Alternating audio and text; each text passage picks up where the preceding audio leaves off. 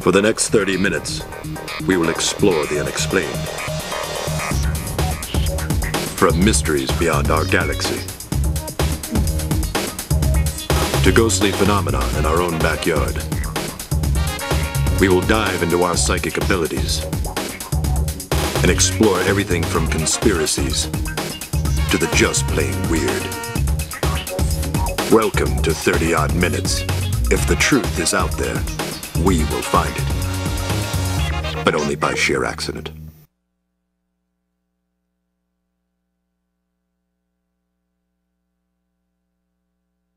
Jeff Belanger, your host through this wonderful weird world that we live in. Everybody feel good? Yeah! Really? Because you shouldn't, because there may very well be less than 3 years left until the end of the world. Live it up! Yeah, and we're here and not at the bar, so who knows? But that's what we're going to be talking about tonight. As you can see, I'm standing right on top of the Aztec calendar, which some believe, well, it does indeed expire December 21st, 2012. What happens next? Anyone can guess, but that's what we're going to explore tonight, because that's what we do here. We explore things that are a little offbeat and odd, and that's how we roll. So, to quote REM, it's the end of the world as we know it, and I feel fine. How's the world going to end? Nuclear destruction? Some comet with our name on it? Is it going to be we just destroy the environment? We don't know, but that's what we're going to explore. So, want to remind you, if you're watching at 30oddminutes.com, jump into our chat room, because Sarah and Rob are eagerly waiting for your questions. They can pass them up to our guest, and you can interact. We want to hear from you. That's what it's about. Send us your emails, too, info@30oddminutes.com, because we love you. We do. Who else loves you like we do? Who loves you, baby? We love you. So, Sarah, talk to me. You went to Idaho recently. I did go to freaking Idaho. And yes. If there's any place that's a paranormal hotspot, it is Idaho. It's Idaho. Believe it or not. That's definitely Weird-ass potatoes. That's right, the land of potatoes. Thank you to our fans in Idaho, by the way. So you went on a paranormal investigation to try to get to the bottom of a mystery. What's the name of the cemetery? So it's the Rose Hill Cemetery, and the legend is that there was a werewolf buried inside of the cemetery. So in a very reporter sleuthy-like way, you took your camera and brought us back this golden nugget. Take a look. Look what I found. See? Wolf. Where? Haha. Where? Wolf. Sweet. Well done. Well done.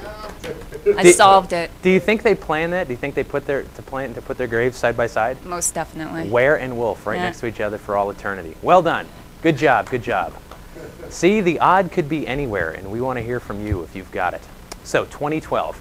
I got to be honest. If you make a movie about the end of the world, I'm going to watch it. I saw the movie 2012. I watched The Day After Tomorrow. I'm fans. I just love to see the world crumble. And that's one of the things I think we always want to talk about that. You know, what's coming next? How will we end? Will the Earth go on forever? I don't personally think so. I mean, we'll crash into the sun, or the sun will explode and wipe us out. But is there something more? Is there a big change coming? That's what we're going to talk about. We've got a great guest to do it. Marie D. Jones. She's a New Thought metaphysics minister with an extensive background in metaphysics, spiritual studies, and the paranormal. She's also the author of several books, including Science, How New Discoveries in Quantum Physics and New Science May Explain the Existence of Paranormal Phenomena, Looking for God in All the Wrong Places. That was a great song, wasn't it? Remember that? Yeah. That was a... Yeah. Yes, thank you. And tonight she'll be discussing her bestseller, 2013, End of Days or A New Beginning, Envisioning the World After the Events of 2012. We'll show you that book cover any second. You've heard her on countless radio programs, seen her on the History Channel, live from California. Please put your hands together for Marie D. Jones. Yeah. How are you? Hey, I think you could take over Conan's spot. Well, I heard there's an opening. For another show? Yeah, no, I heard there's an opening. And that's funny because, you know, our time slots get bumped around too. So that's... There you go. No, we're totally ready. Well, welcome. Thank you for joining us. Well, thanks for having me. Should be an interesting conversation. I mean, it's totally pointless because we're all going to die, but hey, you know? Right, absolutely. Okay, so we don't usually do this right here in the beginning of the interview, but this show's getting popular and we're starting to really book up. So we want to know if you're available December 22nd, 2012 to come back on. I will be. I will be available for interviews and anything you want. Okay. Sure. So I'm going to be completely booked that day. I'm sure you will. Now, do you have retirement money or 401k plans or anything like that?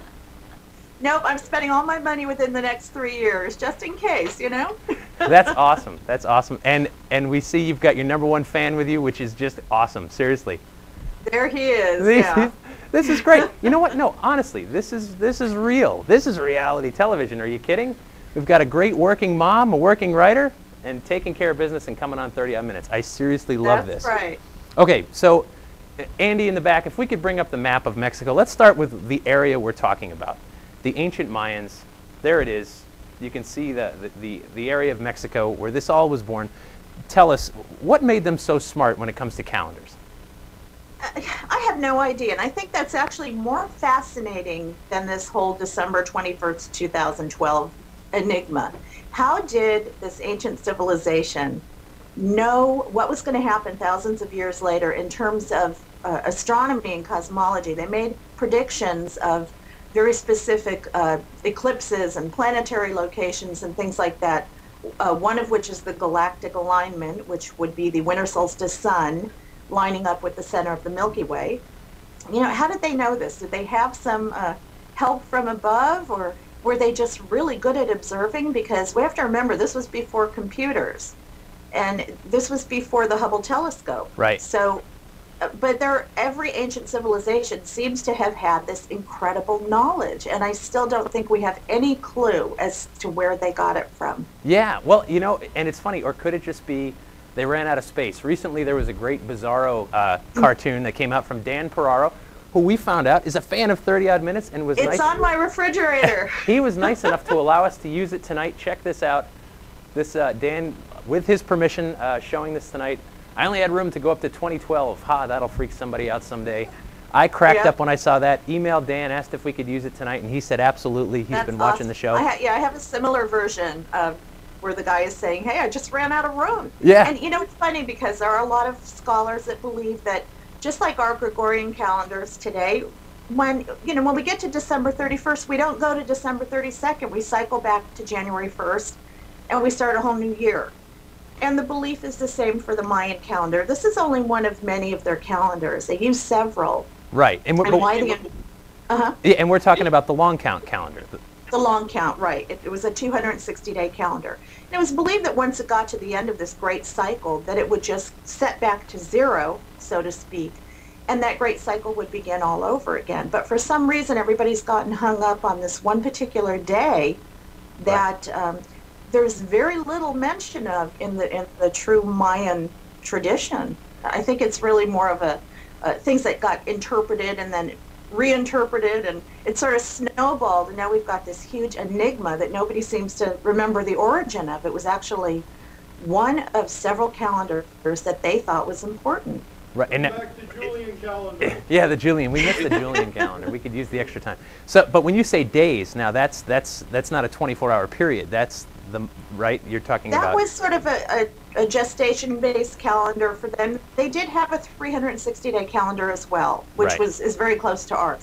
One of the problems with the long count calendar was scholars have attempted to take that calendar and try to correlate it with our Gregorian calendar, and that's where they came up with all these weird and wacky dates. People can't even agree on the exact end date. And we've got some people claiming that it's going to be December 21st, 2012, which is the winter solstice.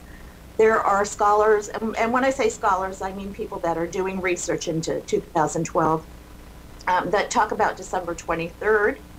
And then you've got Carl John Kalaman, who's a wonderful researcher, and he believes it's going to happen a year earlier, in October of 2011. So there's just so much confusion over changing their calendar over to the Gregorian-based calendar, and then also trying to find the exact beginning date of the Mayan calendar so we can then get the correct endpoint. Well, so I'm not worried. Here's what's so interesting to me about the beginning date, now that you mention it. I mean, people put it on or about, as you said, it's not perfect. August 13th, 3114 BCE, right, is roughly the beginning date, which would have predated Mayans in Mexico a long time. And that's something for people to, most people have such egos, right? The calendar starts, when I say it, Christian calendar. Exactly, day one. Yeah, day one is Jesus. Well, that's quite a thing to say. We see this cycle, and this cycle was here before us. It'll be here after us, and to put that predate, I think, really shows a people who are not so egocentric. I don't know if it would be the same way today. No, and again, the interesting thing is they had such an incredible knowledge of cycles that outlasted their own civilization, and how they knew the precession of the equinoxes. The Earth wobbles at its axis, and it takes a certain amount of time for that to complete a full circle. It's about 26,000 years. And they broke that down into smaller bits, just as we do with our astrological and our zodiac signs. Right. Well, how did they know about this 26,000-year cycle when their civilization didn't even last that long? Again, that's what really interests me. Where did they get this information from? They obviously lived very close to nature, and they looked at the stars, and they understood a lot of things that we've sort of forgotten because we rarely go outside and look up anymore. But even so, how do you watch the skies even over a period of 1 year and understand those long-term cycles the way that they did? It's obviously very advanced math from people who built Although wonderful they were pyramids. barbarians. I mean, these are people that would go up to the top of a mountain painted blue and sacrifice human beings. So it was this weird dichotomy of barbarism and extreme intellect. And I'm not quite sure how the two go together, but that's our kind of people.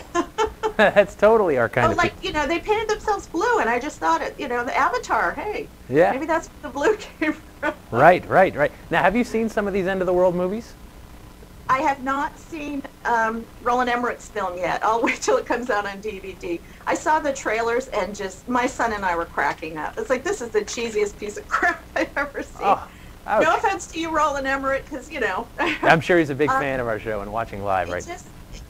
I haven't seen the movie, and the funny thing is I know other authors that have written 2012 books who said it was pretty good. It actually was a really fun disaster epic, kind of the old school Irwin Allen. Remember those disaster movies? But again, like you said earlier, we have this weird kind of death wish where we want to go see these big disaster movies where millions of people die, and we just sort of get off on that. And I think that's part of the attraction behind this whole 2012 mystery. Right, and that's what I think is actually the bigger discussion, and that's what I wanted to touch on tonight. Is that okay? So there's been other dates that people said was the end of the world. Yeah, Y2K. Right, Y2K was the most recent. The planes were going to fall out of the sky. The blender was going to say, "Oh my gosh, it's 1900. I haven't been invented yet," and it's going to just turn to dust because it's got a computer chip in it somewhere. Exactly. And all the fear, and it came and went pretty much without too much fanfare. But there were other dates. There was, 666 and 1666. Right. Where, the first millennium. I mean, right. People of that day honestly believed that was the Armageddon that was written about in Revelation. Right. And a lot of scholars believe that AD 70, that was the year. And, of course, Y2K was a very important time. It was the second millennium, but nothing happened. I mean, maybe a few computers might have gone down or had a little bit of trouble resetting their clocks. But if I recall, they were worried about air traffic control going down, and I don't remember anything happening. We did. No, I'm sorry. No, you're right. And that's one of the things that I think we're obsessed with, how it will end. I did want to read to you an email that we got earlier today. Please ask Marie D. Jones what the name of her cat is. That's Sandra in Des Moines. Lucy. She's right behind you. My cat? Hey! Oh. She is a brat. That's awesome. You want her? No. We're more beer people. As opposed to animals in general, but that's how it goes. So that's one of the things that I think is so interesting, is that people need a date to focus on, and this one's looming, of course. Mm-hmm. And there's something about thinking, well, is it the end? Because often with any ending, there's a new beginning. It's Absolutely. New hope. A chance to try again, to get it right this time. And that's what think about it. That's what January 1st represents. I mean, it does. It's, yeah, make your resolutions. Yeah. You've got a whole new year ahead of you now. Right. Clean the slate. I'm going to lose weight, I'm going to exercise, quit smoking, I'm going to, get a better job. All those things that we say, no, at this time of renewal, which is January 1st, it goes out the window within a few days, but we try. Sure. We mean well, but then what happens, so this is almost like a bigger scale version of that. Well, let's let all of society start over. But you also have to look at when you read some of the many books like yours that talk about what's going on in the world today. We've got pollution, we've got ozone depletion, we've got absolutely all of the realistic things that I think people are ignoring by focusing too much on the sort of supernatural elements of an asteroid hitting and a supervolcano erupting at the same time and aliens landing and finally full disclosure of the paranormal and all these things that, again, the chances of happening are very, very small when, like you said, we have some major challenges that are looming. And perhaps the Mayan people understood that civilizations get to certain points. And just like the cycles of nature, where you have life and then you have birth and you have life and then you have death and you have rebirth, that maybe civilizations themselves go through that very similar cycle. And we might be close to the death period, but that also means that there's a rebirth following that. Right, and that's what I like to think that. Right. Well, hope. I mean, that's one of the strongest emotions. Yeah. All right, Marie, can you hang in there with us for 1 second? We have to take a quick Sure commercial can. break from this important announcement. Oh yeah, they're ready. We here at 30 Odd Minutes are professionals. We take the paranormal seriously, and we document everything. Do you have what it takes to be an oddball? Are you going to a paranormal conference, a quirky legend trip, or a paranormal investigation? If so, grab your camera, take some video, and send it in. We want to see what you captured. See our website, 30oddminutes.com, for more information. Thank you, and we mean that. Send it in. We want your help. We're going to build this show. So we can't really have real commercials, but we can have those. You don't have the infomercial products, sham, wow. But that's an idea. We'll probably have to pay someone for that now. Good God, edit that out later. No, that's okay. That's okay. Completely understand. So that was free publicity for them. Come on. I know. But like you said, global catastrophe, a super volcano that people think is well overdue in Yellowstone, which that could be a cataclysmic event. Maybe not wipe out the whole Earth. Could. Yeah. I mean, we've seen massive earthquakes recently and tsunamis, and there's always volcanic activity. The Earth is constantly moving and shifting and changing. But none of those things will wipe us out. None of those will drive us into extinction. I think that before we even attempt to try to predict natural disasters, we're making enough man-made disasters of our own that we should be worried about. And everything is accelerating as we head into 2012. People can feel that there's sort of an acceleration of events and information. And that's sort of a natural snowball effect that you get when we've got technology that is doubling exponentially quicker and quicker every year. So we're sort of hurtling towards something, but I don't necessarily think what we're hurtling towards is Armageddon. I think it's just a shift. Okay, well, very good. Marie, we do have a question for you from our chat room. Sarah, what's going on? Yes, and that's actually a perfect segue, Marie, because the question is, what do you think about the theory that it's not going to be the end of the world in 2012, but more like an evolution of our consciousness or an awakening of our minds? I love that idea. I would love for that to happen. There's no basis for that claim, except it's a fairly recent theory that's been championed. You've got three camps there. You've got the people that think nothing's going to happen. You've got the doom and gloom crowd that think we're all going to die, burn in hell, and it'll be fire and brimstone. And then you've got the people that believe this is going to be a time of transformation of consciousness. And really, there's no basis for any of those. But my feeling is if that is what people are expecting to happen, it very well may happen just because people are intending it to.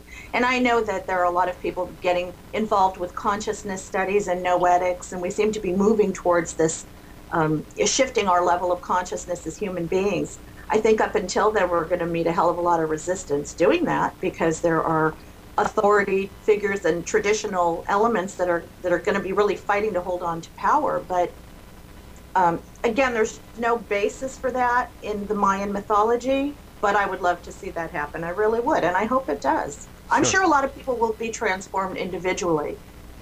Right, and that's one of the things that I think can happen from the movies that are out, the blockbuster movies, books like yours, even, Jesus, a little old show like this, you know, where you talk about it enough, and could it become a self-fulfilling prophecy? We've talked Absolutely. We've talked in the past, you know, if curses, if you believe you're cursed, guess what? You're cursed, you know? Absolutely. Hey, that's what my next book is about. Yay. The power of the mind. It can kill you and it can cure you. That's but again, if we have this collective intention to rise up in transformation, I'm sure in some way we will. Yeah, no, and that's what I want to know. I mean, I'm sure there's going to be doomsday cult people that are going to be waiting the morning of December 21st. They're already heading for the hills with their supplies. I mean, it's really fascinating. I've got people emailing me saying, I'm going to take my children and go into the mountains. And I'm thinking, you know, if it's Armageddon, it doesn't matter where you are. Right, yeah. And is any of us safe? I mean, like, that's what it comes down to. So this collective consciousness, you've got everybody thinking about the end of the world. The date's looming. It's right there on the horizon. If we do manage to pull through that date somehow alive, and I agree with you, I think we will, what's the next doomsday scenario? I mean, what else can people who love to think about the end of the world hold on to? I would say, like, you know, it has to be something kind of sexy, like 2020, right? Right. Everybody for some, and you know what'll happen is people will find references to the year 2020 or whatever the new year of choice, the year du jour. It's amazing how people can find references to whatever they want to find references to. So I'm thinking 2020, and then when that doesn't work, maybe 2050. And you know, the funny thing is if the world does end, it's probably going to end in the most oddball of ways, on the most oddball of times, in an off year that nobody's even planning. Yeah. It'll be a Tuesday. It won't be on the calendar. Nothing like that. Tuesday, yeah. Yeah. 4:07 p.m. on, you know, November 5th, 2043. There you go. I said it first. Right there. Well, now we've got something to look forward to, or not. But there is an actual astrological event going on that's going to be taking place. Andy, in the back, if you could bring up number 9. We've got our solar system moving into.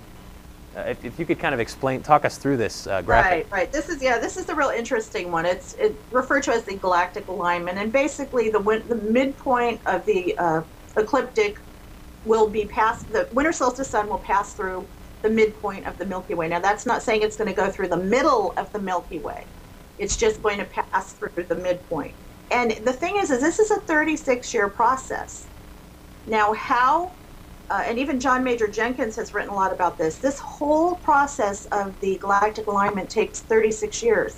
Allegedly, it's begun in 18 years before 1998. The period between 1998 and 2016 is the sort of 2012 era, quote unquote, that we're all referring to whenever we refer to the 2012 Enigma. But it's not going to end for another 16 years after that. So it's not one day that this lineup occurs. It's a 36-year process. And towards 2012 is when the sun will be at the most midpoint it can possibly be. So it's very symbolic. To the Mayans, this represented the life cross or the earth cross. It had a lot of symbolism to them, but they never said that, you know, the planets were going to align and the gravity was going to just all of a sudden disappear and the electromagnetic fields would go haywire.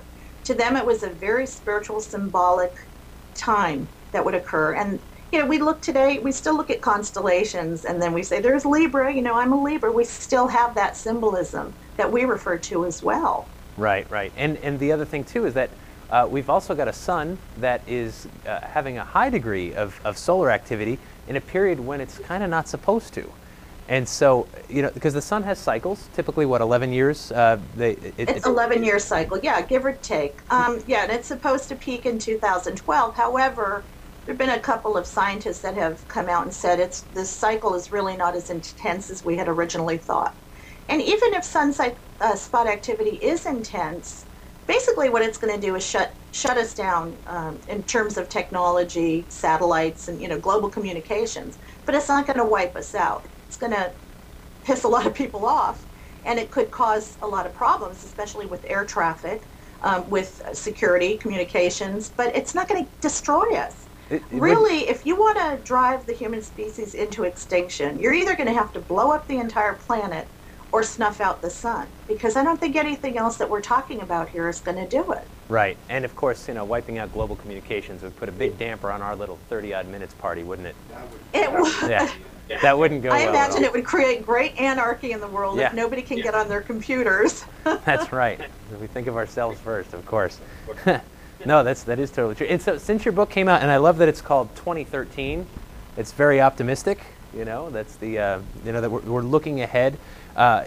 You know, some people, I think we can look at this as an opportunity, like that New Year's Day, where we say, okay, you know, the Earth is in trouble. I mean, you know, all these scientists can't be lying to us. It can't be a global conspiracy when they show you the numbers of pollutants and things like that are on the rise, and at some point are going to become lethal, Right.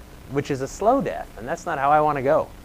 No, I'd rather it be really quick. I don't even want to know it's coming. Yeah. But you're absolutely right. And I tried to divide the book into, the first part of the book, I tried to cover every single prediction, prophecy, mythology, or reference that I could, so people could get a real sort of one-stop shopping idea about 2012.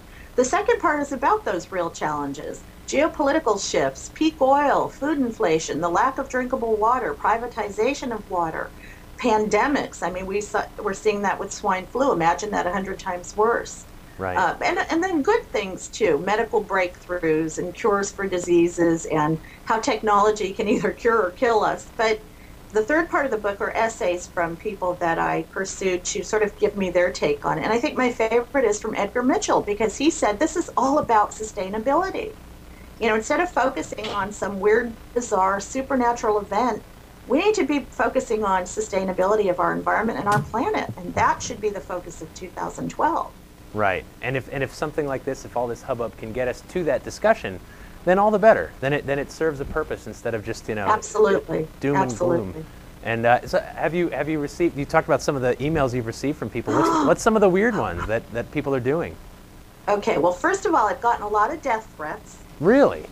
Yeah, from fundamentalist Christians who think that I'm going to burn in hell because I'm not out there saying that this is going to be the Armageddon and the return of Jesus and the rapture. Gotten a lot of those. But I've gotten a lot of emails, you know, just inquiring, wanting to know more. The really sad ones, I've gotten probably about 10 or 12 from mainly single moms. This is really weird, who don't know what to do because they're so worried about their children. And it's very tragic when someone emails you and said, I want to know, or my kid's going to die. Where can I go to protect them? And it really pisses me off that there's a lot of irresponsibility out there. You know, I know a movie is a movie, but people are getting real scared. And that's why I feel really strongly about trying to set the record straight. You do not scare people into submission with a mythology that there's no factual basis for, and that's really tragic. And one of the things I love, the director of the 2012 movie that just came out is so interesting, is that he said, you know, I read all these books, and there are so many theories, I realized I could just make up my own, because there is no prominent theory. And so the fear shouldn't be there, because number one, it's not like the Mayans said, this is what's going to happen. The mountains will crumble, the skies will fall. They didn't say anything.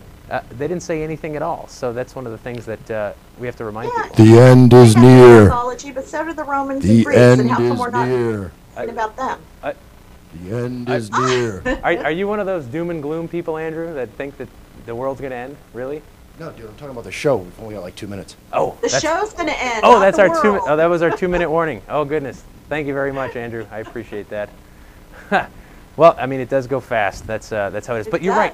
It's an opportunity to have a positive discussion, and we can do that. We did that here tonight, and you know, we want people to know that. Get the information, because I think it's amazing. This ancient culture was so smart astrologically. But what comes next? That's such an individual question, and it's something we run into every January 1st. We should absolutely. And you know, the world could end tomorrow. I mean, we just don't know, and if we don't know for sure, then live your life to the fullest anyway. Right. And can we have some kind of party on the 20th? Absolutely. Sounds good to me. December 22nd, 2012, party at Marie's. We are so You're all there. invited. We are so there. Really appreciate it. Apocalypse party. Apocalypse party. Marie, thank you so much for bar. joining us. Open bar. We're there. For those of you interested in Marie D. Jones and what she's up to, go to our website, 30oddminutes.com. We'll have links to all her stuff, all her books. And until next time, stay odd.